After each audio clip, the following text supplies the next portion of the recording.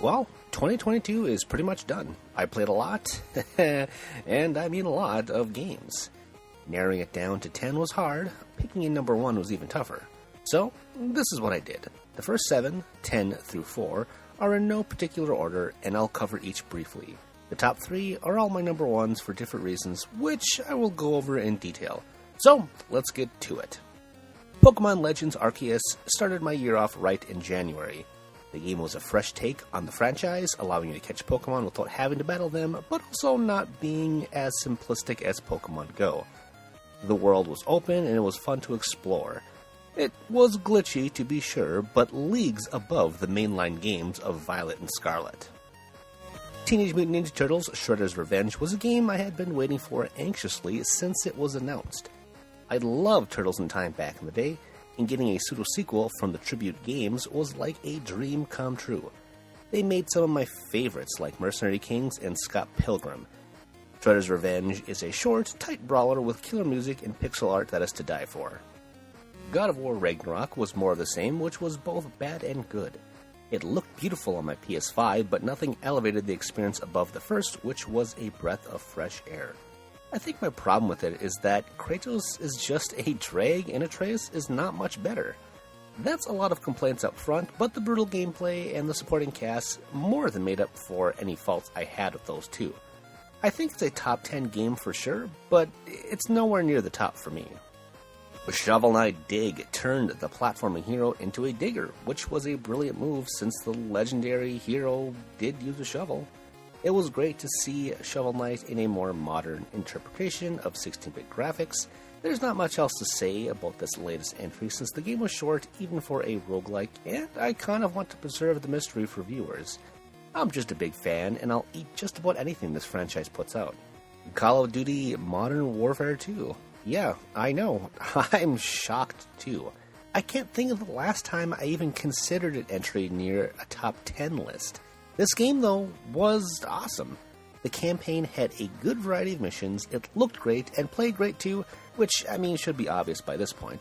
What really struck me was how invested I got back into multiplayer. Domination all the way, baby.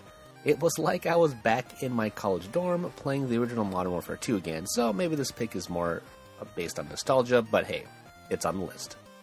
Xenoblade Chronicles 3 is also a surprising entry for me to put on the list. I absolutely loved the first game, but X and Chronicles 2 were both clunky. I didn't finish either and could barely get into them in general.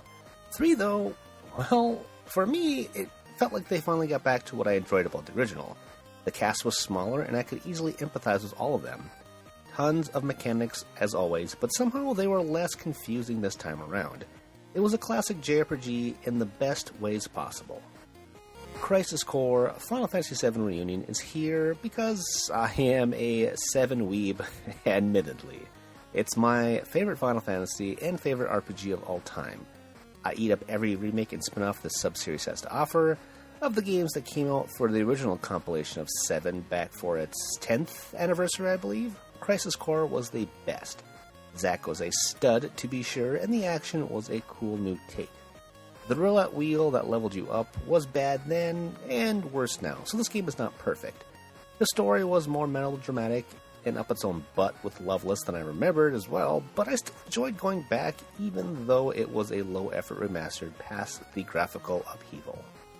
And now we've made it to the top 3. Let's start with the 2022 Game of the Year, probably for most gamers, Elden Ring. The only Souls-like that I enjoyed and finished was Bloodborne. I've been waiting for one to suck me back in, but it hasn't happened until Elden Ring. Even though it was just as challenging, it also was freeing. Being able to explore this big open world full of secrets was a feeling I hadn't gotten since 2017 with Breath of the Wild. It's an important game for me this year because I talked to so many people about it. It was a water cooler game that got better with every discussion. Need I say more? It's frickin' Elden Ring. Triangle Strategy was the next best thing to getting a new Final Fantasy Tactics or a remaster of one. While I'm dying for that too, Triangle Strategy was amazing. The HD 2D style was great as ever, and I truly hope Square Enix sticks with it for years to come. At first, I was a little bummed that you couldn't change character classes, but then I enjoyed that every recruit you got had a story to them, besides having various uses for battle. It allowed me to create new attack patterns based on who I acquired. Also, the branching paths and the ability to go back with New Game Plus mode made me sink even more time into the game than I thought I would. It's exactly what I wanted from a tactical RPG in 2022.